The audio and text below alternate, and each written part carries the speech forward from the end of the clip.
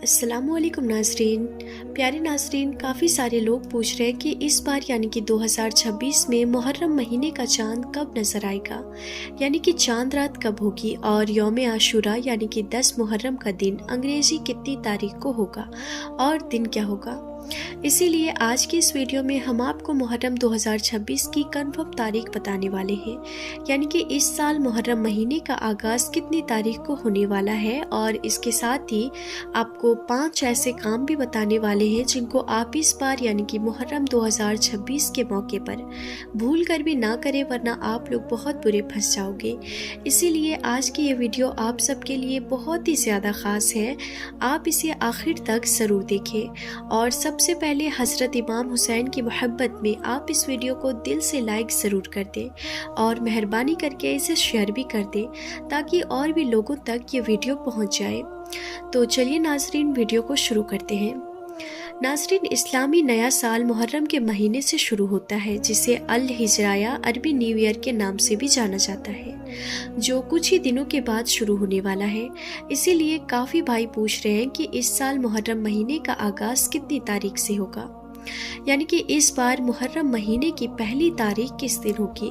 तो इस हवाले से हम आपको बता दें कि इसे लेकर हमने बहुत सारे इस्लामिक कैलेंडरों को देखा, उनका जायज़ा लिया, तो हमें ज़्यादातर कैलेंडरों में जो तारीख नज़र आई है उनके मुताबिक इस साल 16 जून 2026 यानी कि मंगल के दिन मुहर्रम महीने का चांद नज़र आने का इम्कान है। मंगल की रात चांद रात होगी और फिर 17 जून 2026 यानी कि बुध के दिन मुहर्रम महीने की पहली तारीख होगी और इसी दिन से नया इस्लामी साल शुरू हो जाएगा। याद रखें, इस्लामी साल जो शुरू होता है वो मुहर्रम महीने से शुरू होता है और फिर जिलहिज्जा के महीने पर जाकर ख़त्म हो जाता है। तो इस बार 17 जून 2026 को मुहर्रम महीने की पहली तारीख होगी और इस हिसाब से देखा जाए 26 जून 2026 यानी कि जुमा के दिन मुहर्रम महीने की 10 तारीख होगी और पहली आशूरा का दिन होगा। और फिर 17 जून 2026 यानी कि बुध के दिन मुहर्रम महीने की पहली तारीख होगी और इसी दिन से नया इस्लामी साल शुरू हो जाएगा। याद रखिए, इस्लामी साल जो शुरू होता है वो मुहर्रम महीने से शुरू होता है और फिर जिलहिज्जा के महीने पर जाकर ख़त्म हो जाता है। तो इस बार 17 जून 2026 को मुहर्रम महीने की पहली तारीख होगी और इस हिसाब से देखा जाए तो फिर 26 जून 2026 यानी कि जुमा के दिन मुहर्रम महीने की 10 तारीख होगी और यही आशूरा का दिन होगा और इसी दिन आशूरा का रोज़ा रखा जाएगा और यही दिन यानी कि 10 मुहर्रम का दिन ही हज़रत इमाम हुसैन की शहादत का दिन है। इसी दिन इमाम हुसैन की शहादत हुई थी। बहुत सी जगहों पर इमाम हुसैन की याद में 10 मुहर्रम के दिन ताज़िये भी निकाले जाते हैं, जो इस बार 26 जून 2026 का दिन होगा इंशाअल्लाह ताला। अब नाज़रीन, मुहर्रम महीने को लेकर हम आपको ये भी बता दें कि इसे लेकर लोगों में बहुत सारी गलतफहमियां भी बनी हुई हैं। कोई कहता है कि मुहर्रम के महीने में शादी ब्याह नहीं करना चाहिए, यानी कि कुछ लोग मुहर्रम के महीने में शादी ब्याह करना नाजायज़ समझते हैं। ऐसे लोग ख़ास करके 1 से लेकर 10 मुहर्रम तक ना ही घर में कोई शादी ब्याह करते हैं और ना ही इन दिनों में कोई नया कपड़ा पहनते हैं। और यही नहीं, कुछ लोग तो मुहर्रम के महीने में अपने घर में मछली, गोश्त और अच्छे पकवान भी नहीं बनाते हैं। इसके अलावा कुछ लोग तो ऐसे भी हैं जो मुहर्रम के इन 10 दिनों में अपने घर में चूल्हा तक नहीं जलाते हैं और ना ही अपने घर की साफ सफाई करते हैं, यानी कि झाड़ू वगैरह नहीं लगाते हैं। और यही नहीं, कुछ लोग तो यकम से लेकर 10 मुहर्रम के बीच अपने कपड़े भी नहीं बदलते हैं। और ऐसे लोग 1 से लेकर 10 मुहर्रम तक हज़रत इमाम हुसैन रज़ियल्लाहु ताला अन्हु के सिवा किसी वली औलिया की फातिया भी नहीं दिलवाते हैं। ऐसे लोगों का कहना होता है कि वो ताजियों को दफन करने के बाद ही अपने घरों में रोटियां बनाएंगे और अपने कपड़े बदलेंगे। तो नाज़रीन, इस हवाले से हम आपको बता दें कि ये सारी की सारी बातें जाहिलाना है, झूठी और मनगढ़ंत है। इन बातों का इस्लाम से कोई भी वास्ता नहीं है। ان باتوں کا اسلام میں کہیں پر بھی کوئی ذکر نہیں آیا۔ اس کا صحیح مسئلہ تو یہ ہے کہ محرم کے مہینے میں شادی بیاہ کرنا، نئے کپڑے پہننا، مچھلی اور گوشت کھانا ناجائز نہیں ہے۔ ان کاموں کو کرنے سے اسلام ہمیں نہیں روکتا۔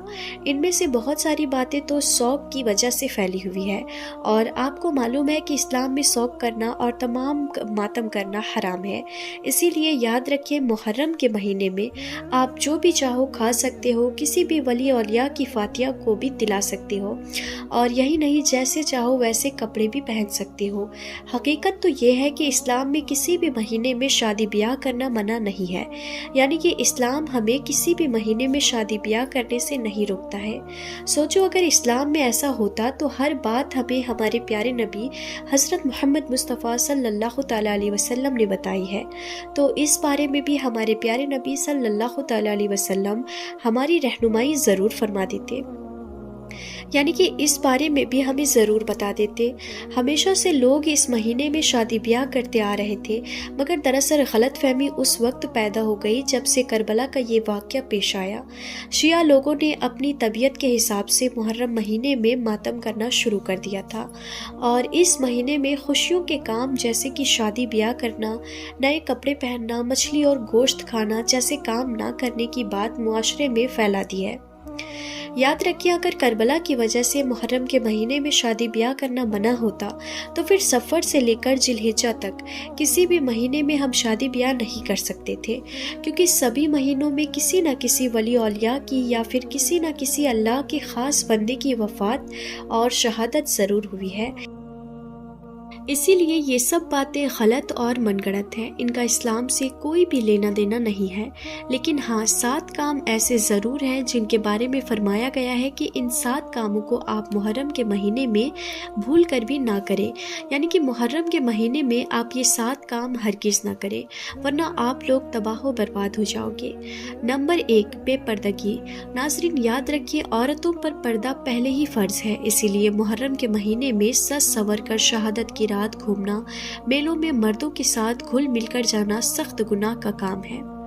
اسی لیے عورتیں محرم کے مہینے میں یہ کام بھول کر بھی نہ کریں۔ نمبر 2، ماتم۔ ناظرین، محرم کے مہینے میں کالے کپڑے پہننا، عورتوں کا سینہ پیٹنا اور ماتم کرنا یہ بھی گناہ کا کام ہے، اسی لیے آپ محرم کے مہینے میں ایسا کام بھی بھول کر نہ کریں۔ نمبر 3، مہندی۔ ناظرین، یاد رکھیں، کربلا کے میدان میں کوئی بھی شادی نہیں ہوئی تھی، اسی لیے محرم کے مہینے میں مہندی لگانا یا پھر مہندی چڑھانا سخت منع ہے، اسی لیے آپ یہ غلطی بھی محرم کے مہینے میں بھول کر بھی نہ کریں۔ نمبر 4، ڈھول تاشے۔ ناظرین، یاد رکھیں، جب اپنے گھر میں کسی کی موت ہونے پر ٹی وی، ریڈیو یا کھیل کود اور تفریح سب بند کر دی جاتی ہے، تو پھر حضرت امام حسین رضی اللہ تعالیٰ عنہ کی شہادت پر ڈھول بجانا، شہادت کی رات گھومنا پھرنا اور شور مچانا ہرگز جائز نہیں ہو سکتا، اسی لیے اس دن آپ یہ کام بھی بھول کر نہ کریں۔ اس کے علاوہ حضرت امام حسین رضی اللہ تعالیٰ عنہ کی شہادت کے دن میلے سجانا، فوٹو کھنچوانا، ویڈیو بنوانا اور کسی بھی طرح کا کوئی دکھاوا کرنا بھی غلط اور گناہ کا کام ہے، اسی لیے آپ یہ غلطی بھی بھول کر بھی نہ کریں۔